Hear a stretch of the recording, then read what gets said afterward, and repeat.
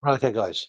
So Sean here from the Shankly's Boot Room, and yeah, just want to go over a little bit about the game yesterday. Um, wasn't good, of course. What a game! Yeah, nothing went right in the game really. We played their kind of a game.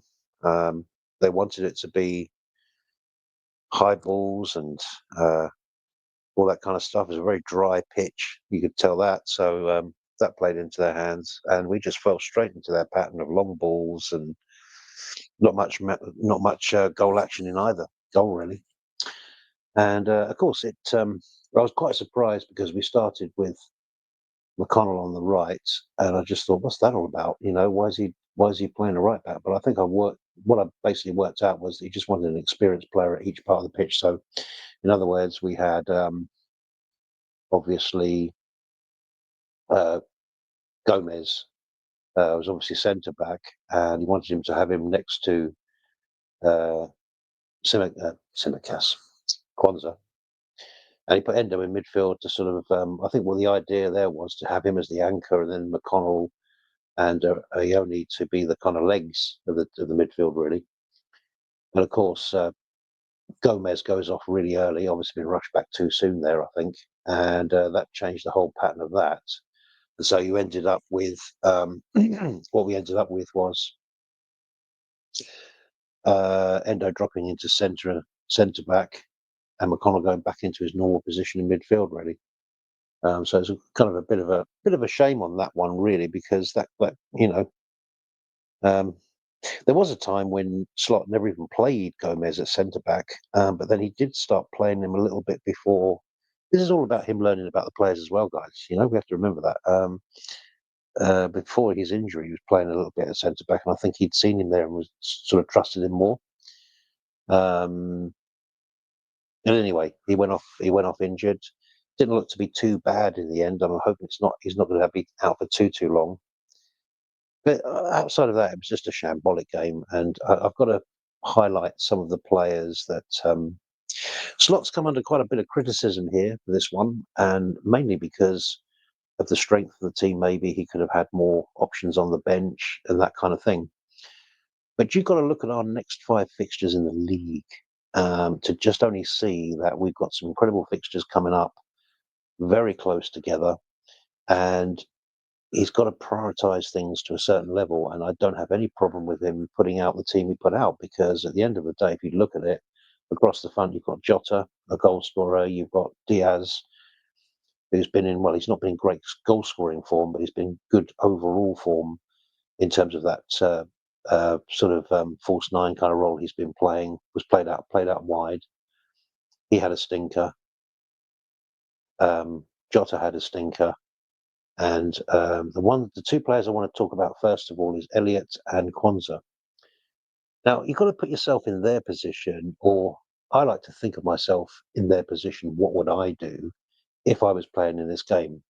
Bearing in mind that Elliott is not a first team player, and Kwanzaa's really pretty much out of favour and has been ever since Slot came in. Really, he's been playing bits here, bits there, but it's never been really that involved in it.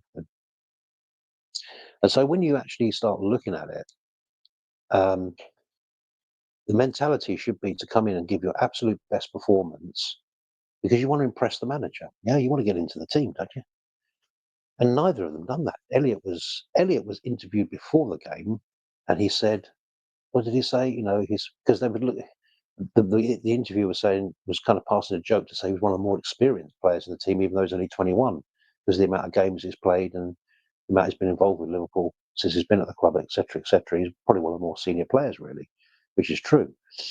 And we've heard him say before about how he's a lifelong Liverpool fan, and he really wants to break into this team.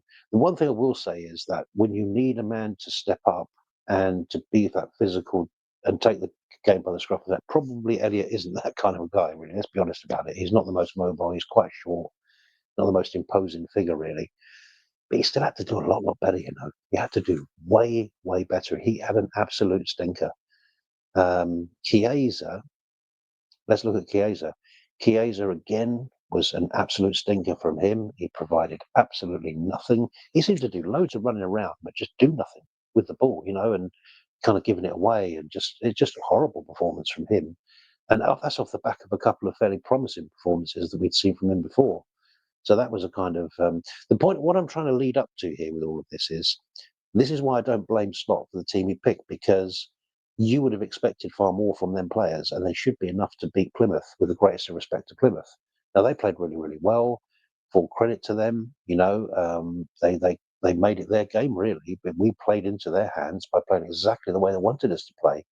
Long balls, quite a physical kind of a game on a pretty dry pitch, and we just, we had a lot of kids out there at the end of the day. So I mean, it was just a mismatch from that physicality point of view. And I think that's really where all the undoing come in. And of course, it took a handball from Elliott to actually concede the penalty. No problem with the penalty. Definitely was one. But yeah, I think for the criticism that Slot's come under, I think it's unjust, because I feel personally that the team we had out there was good enough to win on the night. And people might say, well, tactically, he didn't set the thing up correctly or whatever. Well, maybe that's so, but ultimately, I think, you see, when you see Slot at the end of press conferences, you'll very often say, we're not thinking too far ahead. We're just planning on the next game. It's the next game. It's the next game. We hear that from all these managers, okay? And it's no different with Arne Slot. But of course, we know behind the scenes that's not the case. They are not just planning for the immediate game. They are planning for several games ahead for the best way they can. And this next chunk of games, these five Premiership games, are absolutely massive. And so they've had to factor a lot of things into this FA Cup. They've had to factor in that these games are going to come thick and fast.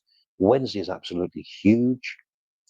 And what you start to worry about now when it comes to this end of the season is it's not necessarily muscle injuries, but impact injuries. If you start getting an impact injury now, it would just be catastrophic for us. The reason I say not about muscle injuries and that kind of thing, because I think the big team are really, really fit. The other day, when Virgil van Dijk came off in the previous match, I mean, he looked like he'd been in a sauna. Sleeked hair back, looked fresh as a daisy. The thing is, they're not training quite the same way they were under Jurgen Klopp. There's a much lesser intense way in which they train, and they train in different. You can see from if you watch Inside Training, you can see. It's nowhere near. And then when it comes to match days, and he's with the substitutions he's doing, the rotations he's doing, he's keeping the team fairly fresh. What I'm trying to say is this next block of five that he's obviously studied, that he's obviously worked out what players he wants in various games, probably around the certain tactics of the game, etc., etc. That, I think, is why we saw the team we saw in the FA Cup. It may have been a bit stronger had we not had this massive game on Wednesday. And you might say, well, that's really disrespecting the FA Cup. Well, I don't think it is, because I think he still sent out a team that was going to win it. The problem is they had stinkers, and the experienced players had awful games, and then the youth players had games you probably might almost expect them to have up against big physical guys like like Plymouth have got. I mean, Ione is 17. You can see he needs another couple of years at least, maybe possibly even 3, to bulk up and get himself up to being an imposing midfielder. He's a tall lad, but very, very thin. And you can just go around the youth players like that. And but anyway, in the context of the game, I just think obviously Arnie Slot brought off the young lad, having brought him on, which we all know was tactical, of course, because he was on a yellow card for one, and two, just the structure of the way we wanted to sort of see out the game. We started playing on 90 minutes for the last 9 minutes. That's where we actually started to actually play in the game. And so there's an awful lot in this game. Most of it, the players have to look at themselves, I'm afraid, because they didn't put it in. They didn't perform at a high enough level, and it's just quite a shame, really. But it's just the way it is. It's the way the game is. It just panned out like that. It was one of those days, I guess, and just too many off performances. Diaz was poor as well. Nunes, when he came in, just didn't do anything. He was running around all over the place, not making any kind of impact at all. And we just never made it our game, really. And like I say, and I think the two young guys that are trying to find their way into the team. They've done themselves no favours whatsoever. This isn't Arne Slot's team. We have to remember that. This is Jurgen Klopp's team, and he's not going to think twice of dropping players if they don't step up. And Arne Slot would be taking a step back. He was the most neutral guy on the sidelines today that I've ever seen him. He knew that he put this team out there to do the job, and they weren't doing it for whatever reason. They just weren't in it all over. And I never saw him trying to marshal players around or doing any of that stuff for this game. So there may have been a slight negativity there from him on that regard. I don't know. But what I do know is I think he genuinely wanted to go through. He took a bit of a risk, of course, by playing a lot of young players, but he still had enough experienced players out there, especially in the forward line where you want to get the goals from. Don't forget their record is horrendous for goals conceded, and probably Slot looked at that and thought, well, if I put Jota and Diaz and that out there, there'll be more than enough to score one or two goals at some point. But it didn't pan out that way. They defended absolutely like heroes. It was a cup final to them. They just weren't going to give in. They just weren't going to be beaten and everything else. And the keeper had a great game. It just all went their way, really. And of course, with the handball with Harvey Elliott, hands above his head there, just cost us the game. But it's one of those things. We move on, and we have to now make this count.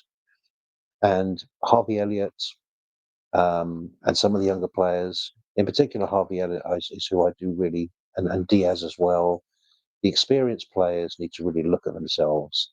And I think the young players who want to try and crack into the team, they need to look at themselves as well, because that's not the kind of performances you put up if you want to if you want to get yourself into the first team or into the plans and thoughts of the manager. So, yeah. So that's it, guys, really. We move on to Wednesday. I should be doing a watch along for Wednesday. So if you can join me, really, really appreciate it. I'm still on that road to 100 subscribers. If you could like and subscribe, I'd really appreciate that even more. I should have a couple of videos coming up where I'll be interviewing a couple of other YouTube guys. So look out for those. We'll see how those all unfold. And yeah, so I'll catch you on the next one. Yeah, walk alone.